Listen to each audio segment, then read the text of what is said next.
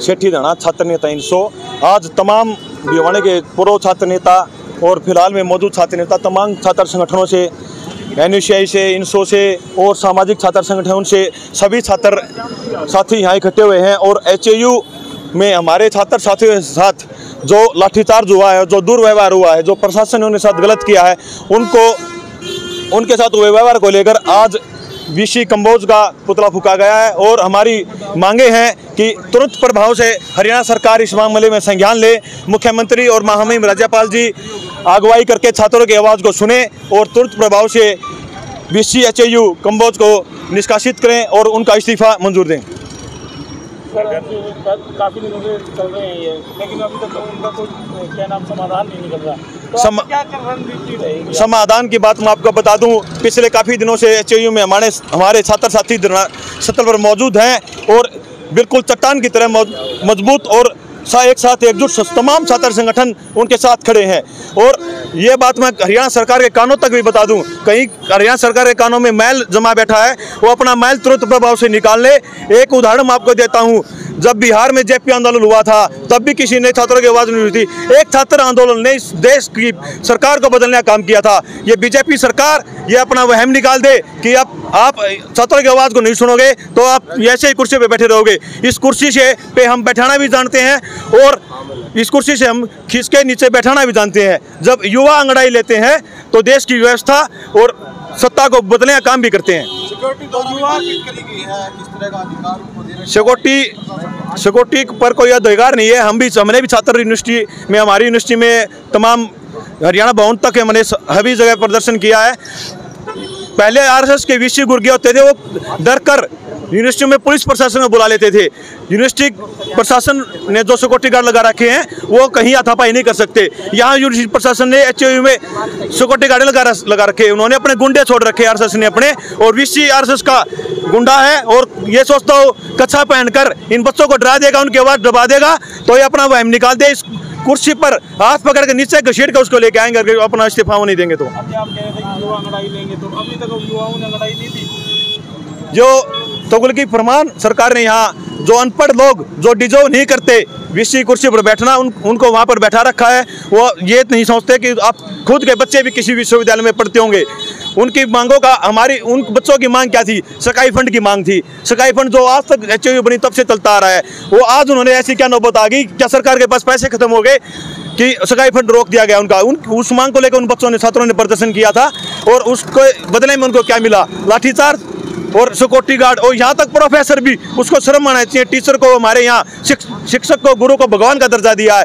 एक भगवान ही अपने बच्चों पर जब हाथ उठाएगा तो कहाँ विश्वविद्यालय है और कहाँ विश्वविद्यालय प्रशासन बच्चों की देखरेख करेगा? आज ये हमारे सभी छात्र नेता हैं, ये सभी छात्र संगठनों से हैं, ना कि केवल इनसो से, NSUI से हैं, इनसो से हैं, ABPP से भी हैं और ये हमारे भाई कांग्रेस के नेता हैं।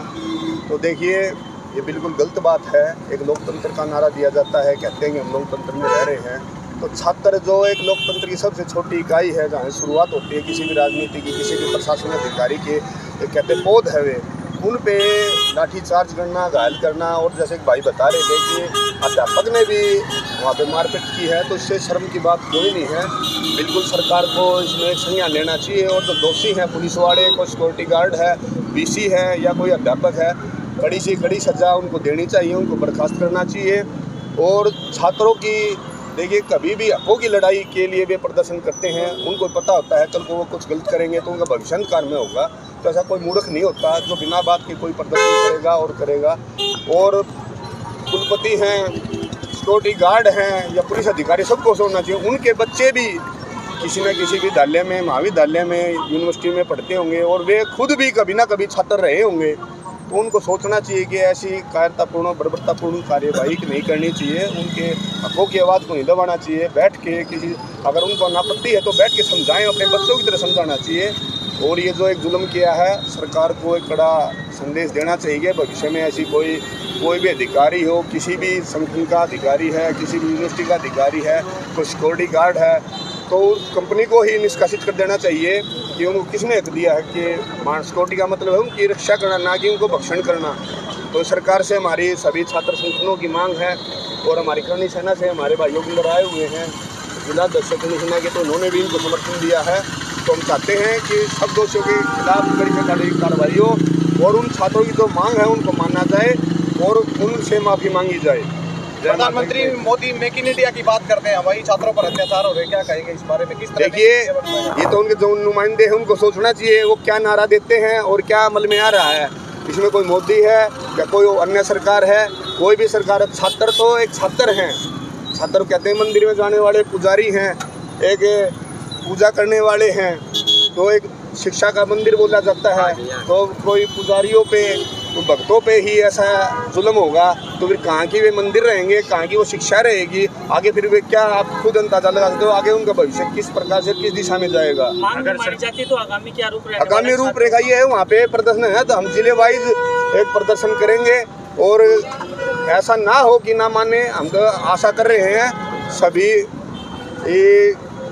जिलों में सभी संगठनों के साथ मिलके हम बातचीत करेंगे। अगर जल्दी जल्दी मांगे मांग लेती हैं और हमें आशा है कि मान ली जाएंगी, नहीं मानते हैं तो प्रदर्शन भारी रूप से हर जिले में हर स्तर पे होगा। केंद्र सरकार द्वारा गुरुकुल के तर्ज पर भी पढ़ाई शुरू करवाई जा रही है, गुरुकुल के तर्ज पर वही क्या कहेंगे इस तरह की अत्याचार? देखिए, गुरुकुल हमारी एक बहुत पुरानी एक रीति रिवाज से जोड़ के देख सकते हैं। वहाँ पे एक अच्छे जो हमारे सनातन संस्कारों की बात करते हैं, बच्चों में वे अवशोषित किए जाते हैं, उनको उसके बारे में बताया जाता है। तो देखिए, एक किसी चीज़ को लाना अलग चीज़ है, उसको इम्प्लीमेंट करना, उसको एक छात्र जीवन में, आम जीवन में उतारना, अवतरित करना, वो अलग चीज़ें हैं। और ये सरकार है, सरकार को सोचना चाहिए कि वे क्या कर रहे हैं, उनके नुमाइंदे क्या कर रहे हैं। किसी प्रकार अत्याचार हो रहा है तो सरकार को बिल्कुल संज्ञान में लेके कड़ी से कड़ी उनकी एक कार्रवाई करनी चाहिए, उनको सजा देनी चाहिए।